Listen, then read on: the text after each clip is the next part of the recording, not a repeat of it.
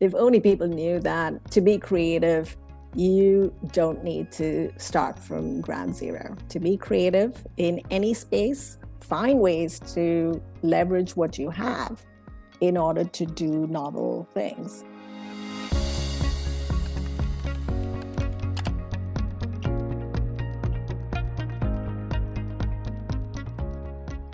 Welcome back to the Building Thinkers podcast. Today, we're exploring a big question. How might we create business models that drive social impact?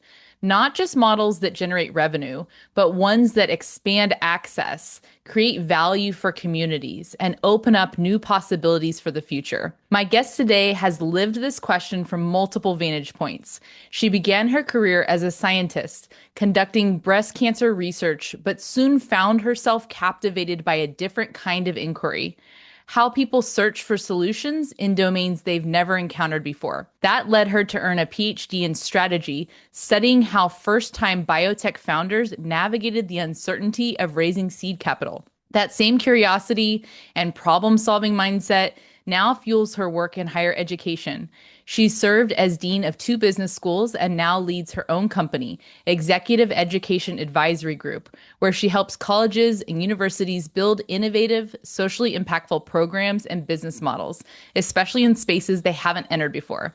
Her work is really a masterclass in designing for both innovation and purpose. So today, I'm so delighted to be joined by Natasha Munshi. Natasha. I'm wondering if you can unpack a little bit of that intro for our guests. Can you tell us a bit about what did take you from being a scientist in breast cancer research all the way to what you're doing now? Any of the highlights there and what you might tell our listeners? I was always very curious as an individual, and one of the best advice I got from my faculty member at the time was, hey, why don't you consider a career where talking is an asset? And so that was something that led me actually to consider management. But I was also at the time very interested in how scientists were looking for funding for their first time ventures. And I was comparing Swiss scientists to US based scientists, because back then it wasn't really considered kosher to be going into entrepreneurship. And search for funding that you mentioned earlier is a very integral part of innovation. It really helps you identify those problems that are worth solving for. And so I got very interested in exploratory search, which is going into domains where you don't have experience, but how are you leveraging your past experiences in order to look for those novel solutions? And so that's sort of where that original work came from. And that really was the red line of logic through my whole career, because I love building, designing new programs, new offerings. I love helping others with their design and creative building processes. So speaking on your podcast actually is the perfect intersection of everything you're looking into and where I have been in my career, whether it was teaching, consulting, or doing research in the areas of creativity and innovation, with a strategic and social impact piece to it. What is something that people get wrong about social innovation? Yeah, so social innovation, I think a lot of people think of it as being, oh, it only has to be a nonprofit. And I think that's a misnomer and it's a misunderstanding, because social innovation is really about creating something novel that will have an impact on society. The business model, which is the way in which one creates and delivers value, it can be agnostic. It can be for profit, it can be nonprofit, it can be a hybrid of those models. And so I think that is something that I really encourage my students, the folks that I consult with in the nonprofit space, which is you don't have to be thinking of non-revenue generating. You can be thinking of new ways of serving your audience by developing business models that are innovative and that can be both nonprofit, for profit, or some combination of those. So, Natasha, take us through maybe one of those examples of something you're proud of that you partnered with in building. And let's, in particular, pause and pull out insights for our audience around. Let's imagine some of our listeners are thinking about wanting to make an impact and they're thinking about social impact. That's why they maybe clicked this episode. Mhm. Where might they get started and then tell us a story about that? To your previous question, what some folks might get wrong, I think there's another or just a misunderstanding. You don't need to have completely new assets or resources in order to be creative and to come up with innovative offerings. You can start with the building blocks that you already have. In fact, it's strategic of you to start with building blocks that are already available to you. And so, going back to your point about what is something that comes to mind that I'm very proud of, and I have a history and a legacy of building new offerings, but the one that I would say resonated really deeply with me was something that also captures that moment in time. So this was back in 2020. I had just become a new dean at a university in Kentucky, and we were trying to, as the business community, serve the local population. We were at a Chamber of Commerce type event, and the event was taking place in a part of the city that typically was underserved. And those individuals who were present from that local population were saying to us, hey, we don't want your charity. What we want is for the business community to give us solutions that would help us thrive and also serve our community.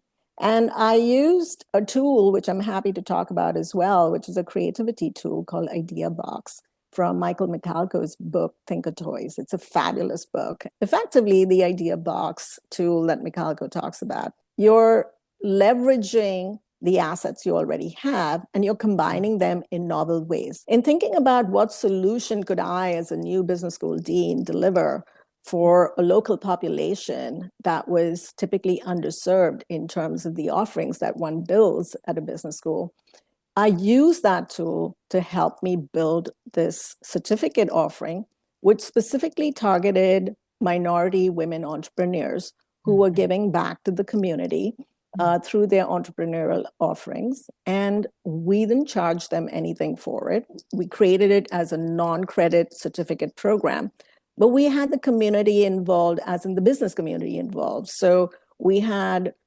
local companies, well-recognized companies like Kroger, for example, that effectively sponsored some of the women going through the program. I even had someone on my board who is one of the owners of Maker's Mark Bourbon. Of course, we were in Kentucky, so bourbon was involved.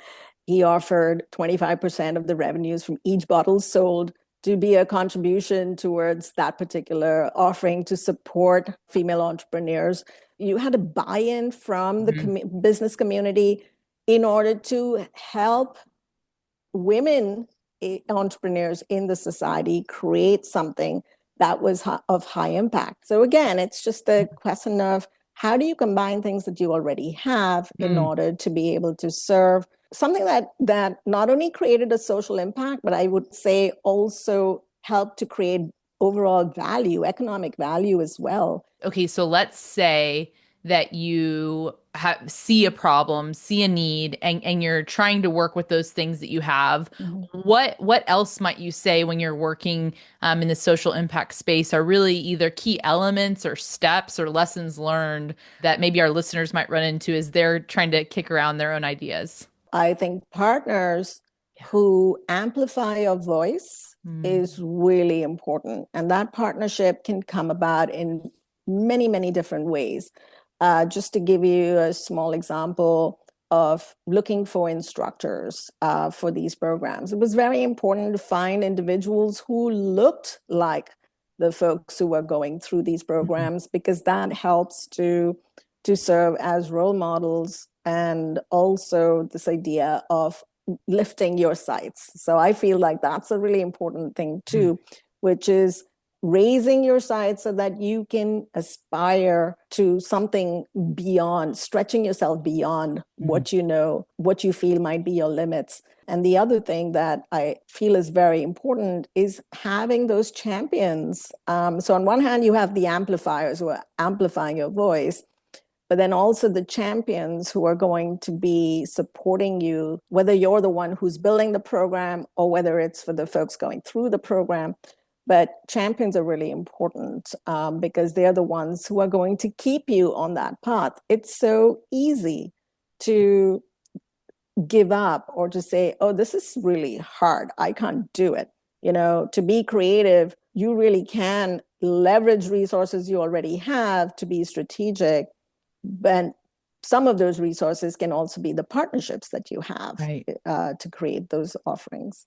Natasha, one of the things that strikes me as particularly innovative, and maybe this is part of your own skill set and what you bring in your work, but I see the type of partnerships that you're kind of at the center of, those connections being untraditional partnerships to begin with. Like maybe, breaking down the silos of higher education and business and entrepreneurs and nonprofits and bringing everyone to the table in these different roles. And so, is there any particular way you think about that when I'm talking specific about the people and the different industries, not staying just within one? How do you like to think about that part? Yeah, I like to think of myself as a shapeshifter. Yeah. So, you know, being able to find those permeable boundaries between different spaces. And this goes back again to, why just stay in molecular biology doing breast cancer research when I can be in this other area and think of, let me connect the dots and look for patterns that others might not see because I'm dabbling in all these different spaces. So I think that is also something that I encourage people, which is dabble in things that are new and different. Speak to people who you would not normally encounter in your social circle. Expand your horizons that way because you never know what's going to be that aha moment for you where you go, you know what? I'm talking to Tracy. Tracy and I really relate on this particular topic on social impact, business model innovation, creating new offerings for higher ed. Who knows what can come out of it, right? So I feel like that ability to Mhm. expose yourself, and it doesn't have to be something, oh, I got to go get a degree from somewhere in order to do that. I think it can be small. Take a master class. It trains your brain Mhm. and how you think in new ways because every time you're doing something new, your brain is just getting super excited and is being sort of really sending out these flares to say, oh, cool, what can I look at that I can combine in a Mhm. novel way? And that is the same principle with the idea generation Mhm. tool that we talked about. What you're doing is you're looking for combinations of things that Mhm. already exist to Mhm. create novel offerings. Natasha, this is making me think about the idea. Is it David Epstein that wrote Range? Why Generalists Triumph? Generalists versus specialists, well, that's one thing. But, Steve Jobs himself is somebody who's referenced pretty frequently as this really innovative thinker. And this is what he did. He would dabble in calligraphy, dabbled in other Yes. things. When you're doing all these disparate things, it's really encouraging you to think in different ways, but it's also allowing you to do something that humans are very good at. We're genetically hardwired. We're constantly trying to look Yes. for patterns. And so when you have all those different pools of knowledge, you are then automatically going to be thinking of, oh, how do I connect this particular domain to this other one? And then creating those combinations. So, a couple things here. One, this is great news for those of us whom identify as multi-potentialites. But I want to go back to this idea of a generalist. I think that another piece that in the dabbling and playing and exploring is the everything else that comes with that when we're okay with being a beginner. If I was a specialist with a PhD in a certain topic, I have wonderful deep knowledge, lots of expertise, but what I might miss is some new ideas or new patterns that haven't been explored before, possibly because I'm a little bit entrenched in what I know and what I've seen to be true. Whereas somebody that comes in as a generalist may be able, to your point, make some of those pattern recognitions and connections. So I see it as a both and of there's, of course, wonderful value and importance in depth and expertise and competence. Don't hear me not say that. But there's a different state of being and a mode of working when we play, when we explore, when we try something new. And I've found that when I am, for me, a lot of it is when I'm drawing out ideas or I'm exploring in maybe a visual modality, like building something in Canva, an idea will come to me that Hmm. connects to one of our learning Yep. experience design, like some of our course Yeah. development work and things like that, that came in this other space of play. Yep. Absolutely. Okay, Natasha, I want to talk next about we've danced around this a little bit, but I like this question about how do you think about potential and, thinking about the different places that your career has taken you, thinking about the incredible partnerships and programs that you've launched. How do you think about potential? I think that will be valuable for our listeners. Yeah, so I love this idea of potential. I always think of it as a way to stretch yourself, and that growth that comes from stretching yourself. So it's really where potential unpacks. Just to unpack that word, I think it's that curiosity, that scanning, identifying, implementing the ways in which you can be really extending yourself beyond what is comfortable or known to you. So that for me is how I unpack potential. I also feel there's a very important role that failure plays in learning and being innovative and creative.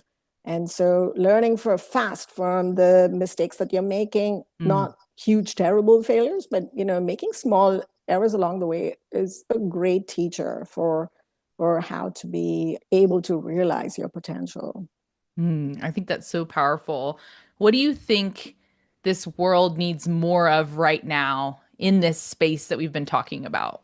Hands down, most human qualities, which is the ability to be creative, the ability to be human, really involves us being empathetic and thinking about needs. So part of design thinking starts from that empathy place. And it may still take a little bit more time for AI to be in the space of empathy and understanding need. And I think that's where we humans can be extremely agile. We can be thinking about ways that serve the needs from a social impact perspective, but also from the revenue generation piece. I think those things can always go hand in hand because we do need to be self-sustaining as well. As we've seen that there are a lot of broken business models in the higher ed space and maybe even in the nonprofit space. And Mm. I think thinking of being self-sustaining through this way of being creative, I think is a Mhm. way to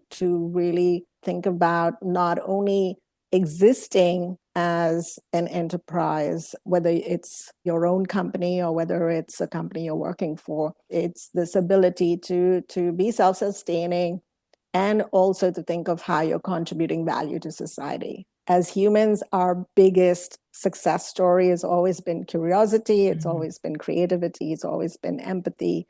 And that is how we serve each other. And as you said, there's nothing such as pure altruism. So it also helps us when we help others.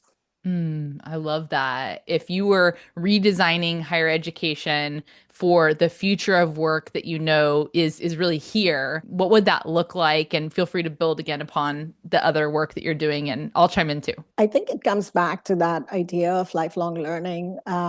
It's not just about, and this is something that I feel pretty passionate about, and why I left academia to set up my own venture. I feel like there are lots of unserved segments of society that traditional higher ed doesn't serve at the moment. So, how do we serve learners who are in very different spaces with non-traditional offerings that lift them and by doing so serve society? So that the Aspiring Community Entrepreneurs Certificate is a classic example of that, which is you're going into that non-traditional certificate space. You're helping individuals who may or may not be a student at your institution doing a degree program. But what you're doing is you're creating that group of individuals who are going to have tremendous impact on society.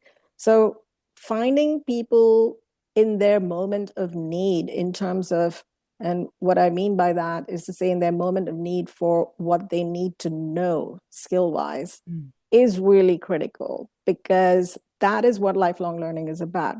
We're also living longer. For those of us who are still living, we're living longer. We're, more and more people are Mhm. going to be hitting, 90s or even hundreds as technology and the health field improves.